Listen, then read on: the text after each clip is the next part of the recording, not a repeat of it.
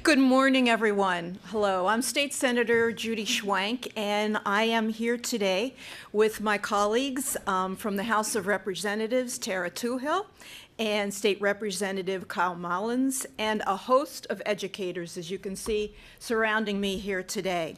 And we're here to talk about legislation that we're introducing, bipartisan, bicameral legislation, which will increase the minimum teacher salary from an abysmal $18,500 to $45,000.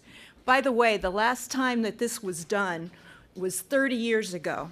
1989. Many of us couldn't even remember that date or weren't born at that time. This proposal would raise the salaries for 3,115 educators working in 180 school districts, 27 career and technical schools, and 9 intermediate units across the Commonwealth. The Governor's Budget Office estimates that the cost for the 2019-2020 fiscal year would be $13.8 million, which all comes from the state, not your property taxes. The money covers everything: salary, pension, Social Security, and Medicare. For once, this is a funded mandate coming from the state government, from the legislature, that actually increases the Commonwealth's share of school funding in districts where minimum teacher salaries will be raised. The state is adding funding to the base for these schools, which reduces the liability on local property taxpayers. That's an issue that's very important in the district that I represent. The $13.8 million is less than 1/4% of the basic education subsidy the state provides. It's really a minuscule investment that will pay huge dividends. We all should have a personal interest in this proposal. Research has shown that student achievement increases when teacher turnover is reduced. Our future depends on a well-educated populace. Most of us can remember an educator who inspired us to learn, to achieve even more than we thought possible, because that educator was invested in us and our school. The profession of teaching has changed since we were in school. On a daily basis, teachers are interacting with students who have many multiple and complex problems like poor health, mental and physical illnesses, poverty, homelessness, hunger, possible abuse in their home environment. Not to mention, teachers are also dealing with crowded classrooms and limited resources in many cases. Yet we expect them to educate our children to the best of their abilities. Don't our teachers deserve more? For more than 5 years, I have served as a volunteer reading tutor in the Reading School District, one of the 4 school districts that will be positively impacted by this legislation in my legislative district. Every week, I see firsthand how teachers dedicate themselves to helping children from very challenging circumstances to learn and thrive in the school environment. And I know that many of them even have to purchase supplies for their classrooms with their own funds. They do that on a regular basis. We often say and we often hear, all children deserve a great education. But behind that great education is a great teacher, a teacher who should be fairly compensated. It seems like a lifetime ago, but I actually began my career as a teacher. So I know how hard those first years can be. Truly, they are the toughest in terms of your career as a teacher. They can make or break you. Certainly, we deserve to recognize that fact and to ensure that we fairly compensate our teachers so that we can keep them in our schools and keep those great educators at work. Right now, I'm going to ask Representative Toohill to come up and address us as well. Thank you. Thank you, Senator. Thank you. Good morning. It's a pleasure to be here with all of you today, and it's very exciting, extremely exciting topic. I wanted to we do have, as the senator had pointed out, it's a bicameral effort. So we have Senator Schwank and Representative Mullins, who's from the Democratic side in the House. So it's bicameral and bipartisan, this effort. And we all hope to build consensus on this issue among our colleagues so that we can raise all the professional educator wages of the folks that are standing behind us and the folks across the state, raise those wages to a level that is more in line with similarly educated professionals. In 2017, a statewide median salary of a Pennsylvanian with a bachelor's degree was $47,000, and that's not even taking into consideration the debt that it takes to get that bachelor's degree, that our educators have to saddle all of that debt. The reality is that some teachers are not paid a family-sustaining wage. This problem is important because it impacts our children's education, and it's directly correlated. Years ago, I remember a teacher telling me that they had to collect welfare benefits. And to me, I just thought, wow, there must be something wrong that they're doing financially. How could that be? Why would a teacher have to collect welfare benefits? And Senator Schwank had mentioned about teachers buying school supplies. We hear that all the time, that they take from their own salary and are constantly loading up supplies in the classrooms for their students so that they can educate their students appropriately.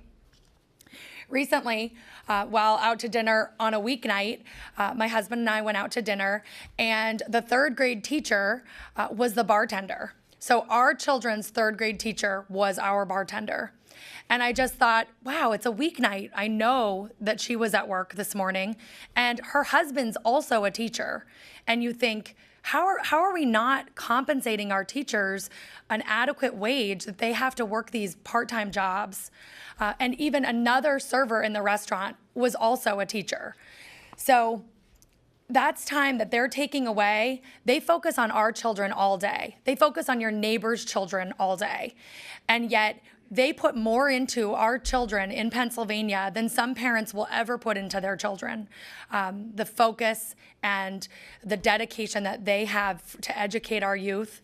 And that's time that they're spending working a second job, working a third job, where they could be home focusing on themselves, focusing on their families. So they spend all day on our families, and then they still have to go and work more because we don't pay them a sustainable wage. So the professional educators, it includes educator-type employees like guidance counselors, social workers, psychologists, and therapists, which we all know we need more of at a rapidly growing rate of need. We would like them all to be brought up to a salary that's commensurate with their degrees and training. So we're pairing the wage issue with the realities of being a teacher today. And Senator Schwank noted that in her remarks a little bit, that being a teacher today is far more difficult than it was many years ago. When I was a student, it was difficult, but it wasn't as difficult as it is today when you see what our teachers deal with. We have more children on the autism and special needs spectrum. This bill covers special educators as well for special ed. We have children with more behavioral health issues.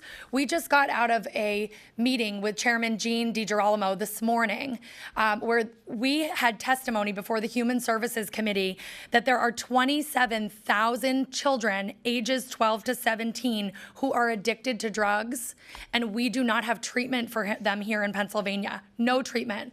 Will not take your medical care. Where are those 27,000 children? Ages 12 to 17, they're right here in the school districts with these educators.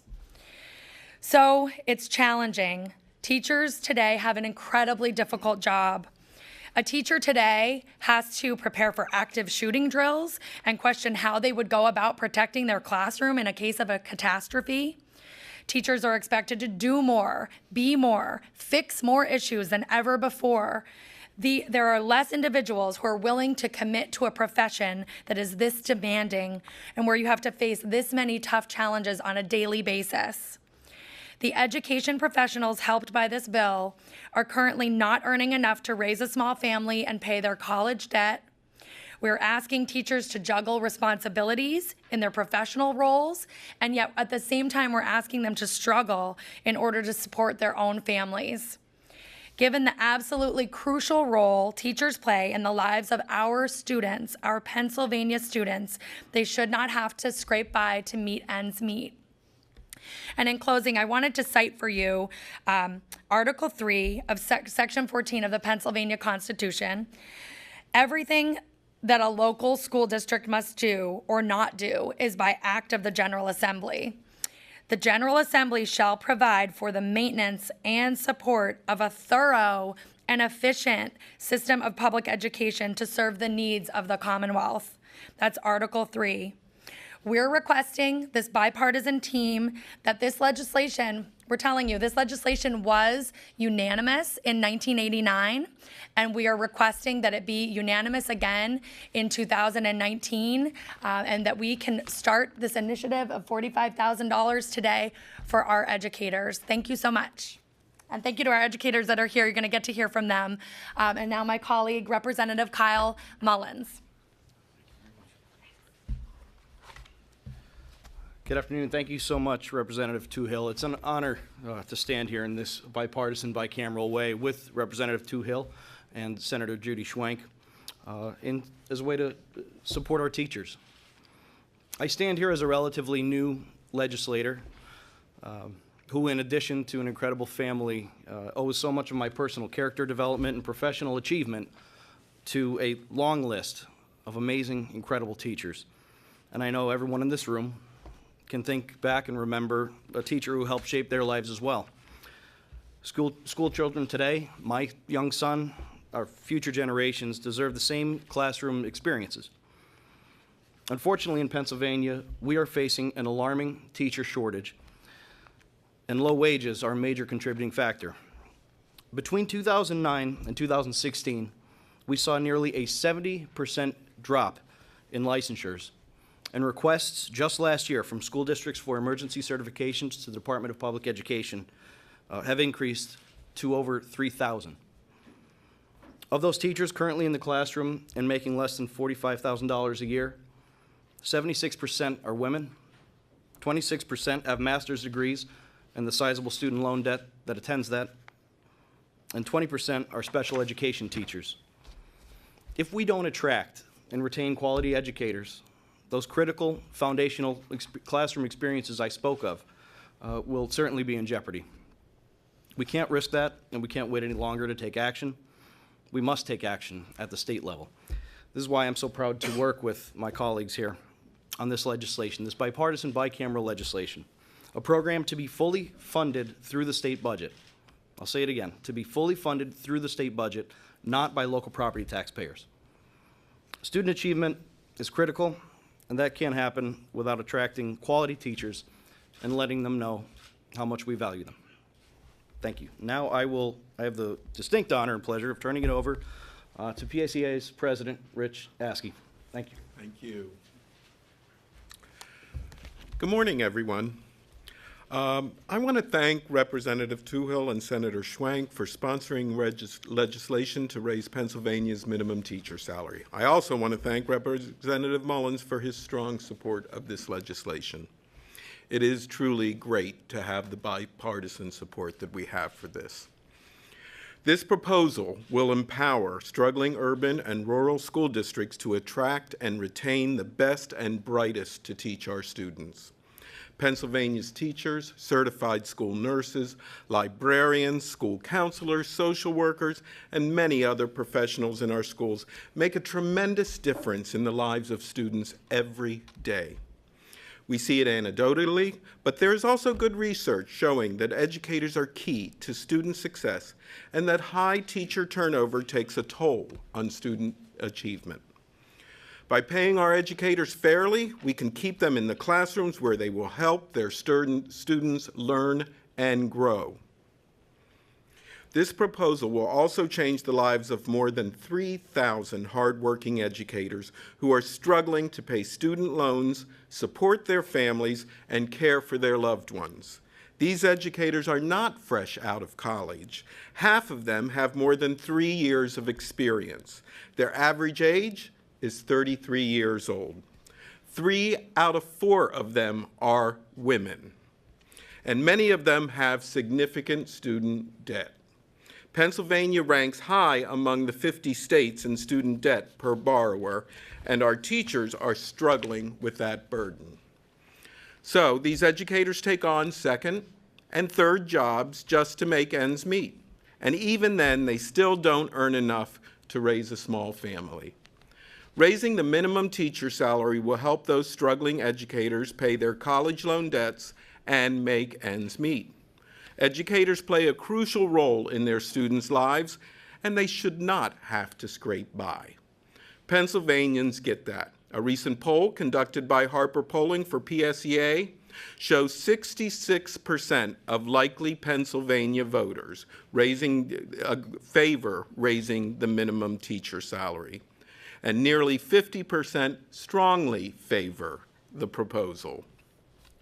It's been 30 years since we've last updated the minimum teacher salary, and it was set at $18,500 in year 1988. I've been an educator for more than 3 decades. I remember when that happened. Let me tell you, a lot has changed in the profession of education since 1988. Being an educator today is more challenging than ever, and it is time for salaries to reflect the new and ever-expanding expectations that we place on educators. We are fortunate today to have 3 educators with us to share their stories and to talk about what a raise in the minimum teacher salary means to them and their families. First, we will hear from Bridget May, a certified school nurse from the Erie School District. Then, Stacy Bauer, a 5th grade math teacher from the Clairton City School District, will share her story. And finally, we will hear from Fritz Herling, a physical education and health teacher from the Panther Valley Elementary School. Now, let's hear these stories of the educators who will be most directly impacted by this proposal. Thank you. Bridget. Good afternoon. I'm Bridget May. I am a school nurse, but I am a mom. Every decision I've made up until now has been for my children. Like any parent, any mother, you want to give your children the world. And for me, I feel like I am just trying to get us through to the end of the month. I love being a nurse, and I'm proud of the work that I do in the Erie School District. Becoming a school nurse was like a dream come true for my family and I. However, the salary made it more like a nightmare when it came to making ends meet and supporting my family. It nowhere near covers the amount of work that teachers or school nurses do all year round. I'm required to get my master's and go into further debt, and I cannot afford it. I shouldn't have to take home work after school programs, and work per diem in the hospital just to make my ends meet and keep us afloat. This budget plan means an increase of nurses being hired in our school district, less turnover, and stability for me and my family. And it's good for students' achievement, students' well-being, it's continuity in their care, and it's a win. So thank you for your time.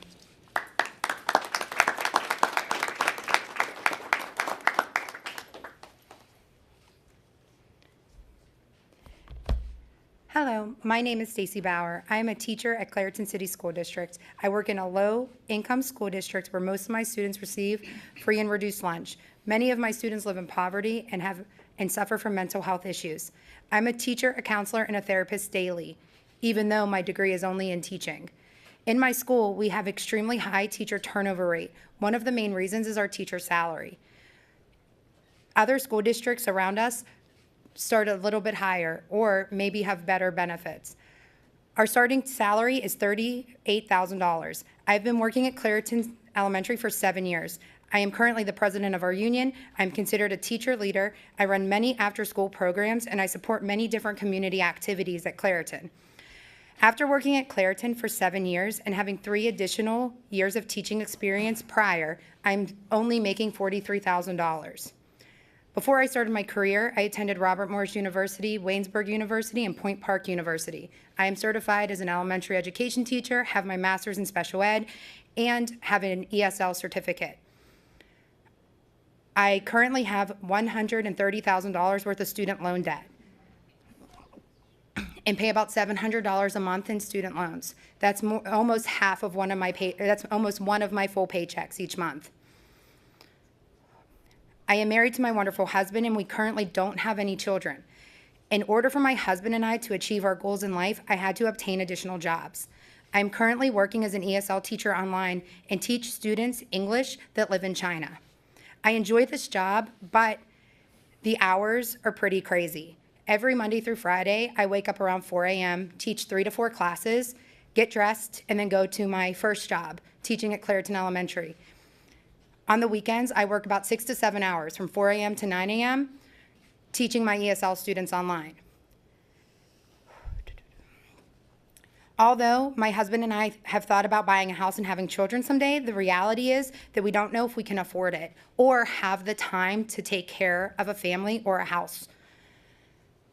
My school responsibilities and second job leave little time for me to take care of daily chores or spend time with my family and loved ones. For about the last 3 years, my life has been at a standstill, trying to pay off debt, save money, and figure out the best options for me and my family. The $45,000 starting salary would change my life, along with many other teachers that I currently work with and other teachers that are behind me today. Before I leave you today, I want to make sure that you understand that I love my job and I love my children.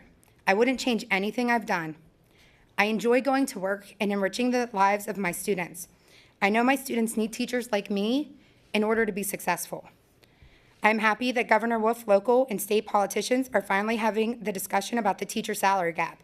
Teachers are not making competitive salaries compared to other professionals with similar degrees. I hope everybody votes for the $45,000 teacher salary increase, and thank you.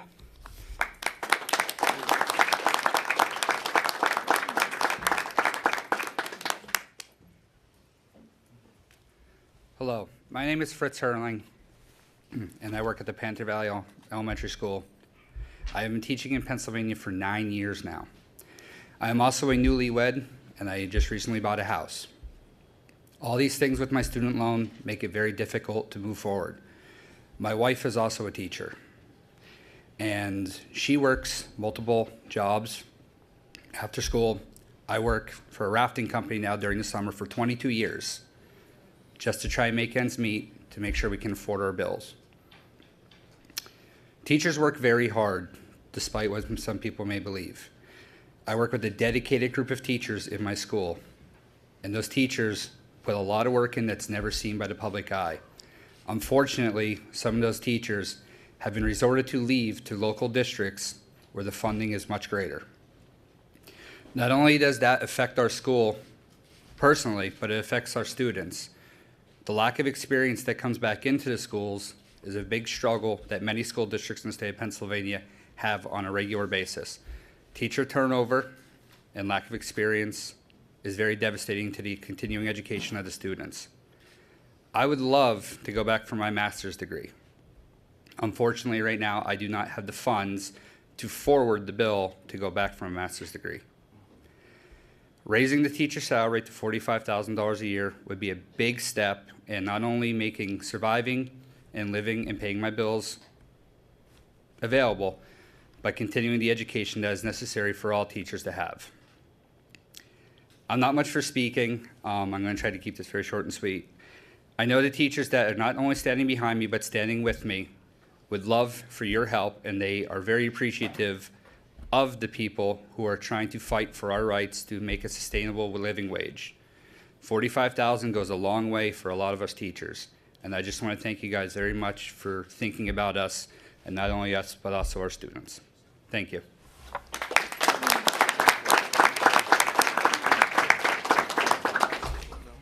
Those are powerful words from those that truly understand what this situation is all about, and living examples of, and there are many, many more, obviously, throughout the Commonwealth of teachers that are struggling to make ends meet, but they want to be teachers, they want to be in the classroom, and we need to compensate them fairly for the work that they're doing. So I greatly appreciate all the folks that stood behind us today, that managed somehow to be here to support this kind of an effort. And we're going to work hard to make sure that we're able to get this considered in both the House and the Senate, and see that if we can get this done by the time the budget is decided, most certainly.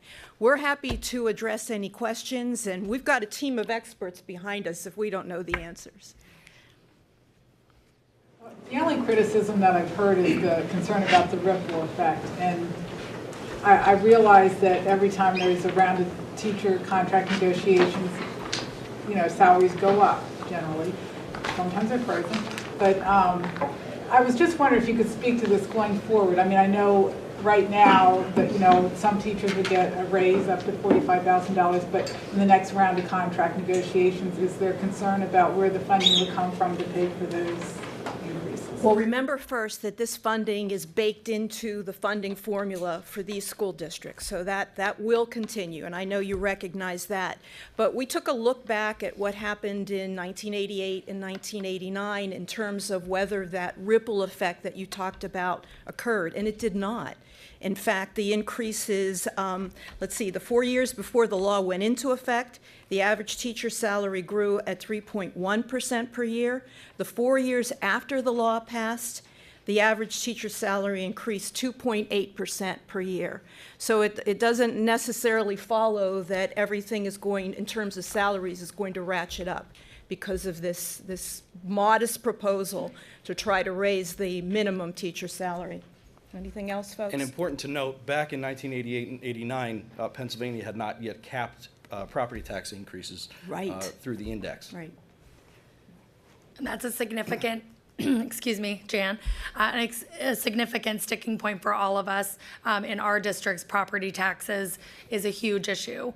And that was one of the issues that we worked on. We wanted to make sure that this will have no impact on local school districts having to raise property taxes, because it's a completely funded mandate, as the senator had noted, that it's baked in. It's actually all of this money, pension, Social Security, all of the salary is put into the base.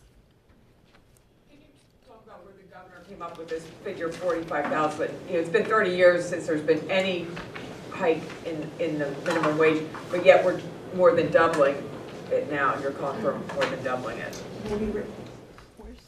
Rich, do you want to talk about that too? Well, one thing would be, as we noted before, that it's $47,000 if you have a bachelor's degree, that's the median salary for an employed Pennsylvanian. And so 45,000 is under that, but it's more of a family sustaining wage. It's not terrific, but we do have employees that are employed in school districts that are making $22,000 in some areas, and they actually border, some of them border Maryland, where you could just cross over the border and go work and make a much more sustainable wage. And we were looking also at career and technical education. A welder can make $80,000 here in Pennsylvania. It's very hard for them to commit to say, you know, actually I'm going to teach welding, which we need teachers that are going to teach welding and allow our students to go into those fields. The same with chemistry teachers and chemists. So it's very difficult. So $45,000 is at least a little bit more competitive of a number. Do you want to offer anything? Well, I can only say that as I had inferred earlier, I was making 18.5 30 years ago when it was raised to 18.5. So was I. Good. Good. So you understand. So if you put into the fact of inflation over the past 30 years, you're going to find yourself somewhere in the mid to high 30,000s. But I want to go back 30 years ago and say, you know, since you addressed the ripple effect, trust me, I saw no ripple effect 30 years ago from this, none. I still had to work my job. I also bartended, and I had a church job playing music, playing the organ on Sunday mornings. And I could not leave those jobs, even at that time. And in terms of the 18.5, I think I can top that. I mentioned that I started as a teacher, $7,200. And it was tough then. Even adjusting for inflation, it was very, very difficult. So this is we've progressed, but we need to go further, and it matters to our kids. How would you describe the shortage of teachers in this state? One of the things that I think that we see is that for a number of years, there was this issue of, teachers were not deemed as professionals. Students who were going through four-year education, higher education, were thinking that, there seemed to be an oversupply of teachers, and that may not be the career that they want to take. So we've seen a decline in the number of students, particularly in our state system and our state-related institutions, and the number of individuals who want to major necessarily in education. And I think, Kyle, you talked about the emergency certifications and how that number continues to increase dramatically. Certainly, I would characterize it getting to we're at 3,000, just in the 17-18 year, 3,016 requests for emergency certifications to the Department of Public Education. That's up from 2,800 the prior year and 1,900 in 15-16. So it's I believe, a building crisis. And certainly it's part of the natural life cycle. Teachers are retiring, right? The baby boomer generation is exiting, most certainly, but yet we have a need, certainly, for qualified teachers. Any other questions?